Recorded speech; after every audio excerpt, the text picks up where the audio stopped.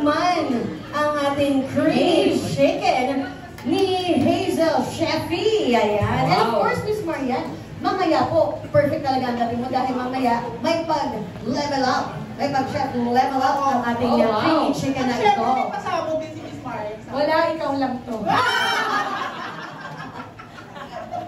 Manunood at makikita Arty-arty lang ako. Ano po? Arte-arte lang daw. Makikitikim at makikijudge po. Of course. Mamaya, judgers. Oo, Judgers tayo dito. At syempre mag-uusap tayo ng mga paborito natin ihahain sa Pasko. Perfect. So yan ang topic natin Ano, mamaya. Miss Marian, ano ba yung pagkain na hindi nawawala sa inyo na lagi mong niluluto kay Sir Dong? Menudo. Ay, oo! Minuto. Yung minuto ng ano. Tama-tama. Tapos si Mami ni Dong, ang pinaka-favorite ko na palagi yung niluluto, actually hindi luto ginagawa, potato salad. Pero may twist yun sa Mami niya. Kasi ang sarap eh, secret.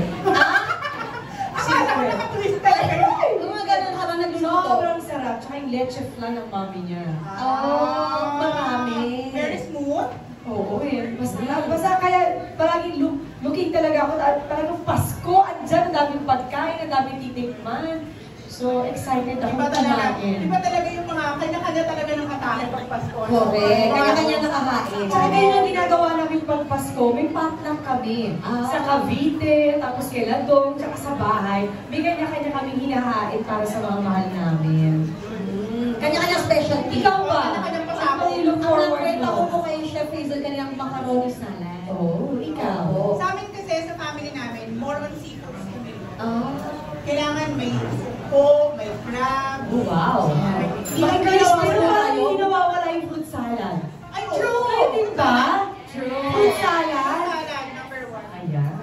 Pagdating sa mga desserts, no? Fruit salad, buko salad, Lahat na. salad. Kasi mapasok natin yung Mega Prime. Kasi sa Mega Prime, ang dami nilang option. Lalo yung mga jelly nila. Kung anong favorite nila, merong flavor tayo dyan. Tama. Ay, ang favorite po ng anak ninyo, yung Sige, kung natatandaan mo. ube. Ube. And of course, Ayan! Yes. Ayan! In fairness sa'yo, on cue ka ha. on cue siya, Ayan ube. ube. Sabi niyo po, favorite ng anak niya yan yung ube. Eh kasi si Thanos daw ito eh. Purple. Kaya gusto ni Sixto. At huwag kang mag-alala, hindi lang yan ang kulay. Ito may favorite.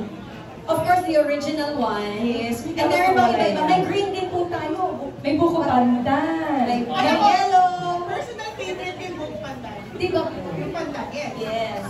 Pero meron din coffee. Meron tayong pineapple, merong melon. So lahat po ng colors ni Thanos, kumpleto po tayo. Parang ito yung latest nyo. Diba? Ito yung latest natin, yung king niya. Bakit hindi tayo gumawa ng Nata Mexi? Meron po tayong nakahandang dessert buffet sa gilid. Dessert bar that they could use. Bakit hindi natin pagsama-samahin lahat ng trend at gawin natin Mexi? Totoo. Parang mahirap. Pwede po